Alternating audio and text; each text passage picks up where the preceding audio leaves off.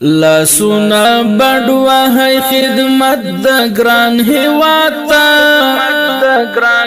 وخت ورنکړی تزاد نور یو شی افغانانو لاسونه بډوه هي خدمت د ګران هیواد ته وخت ورنکړی تزاد نور یو شی افغانانو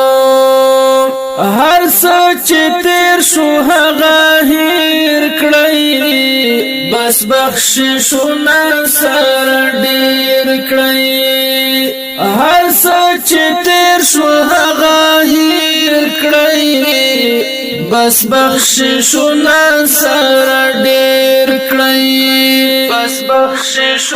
بس د پالټی کې د وای شر او فساد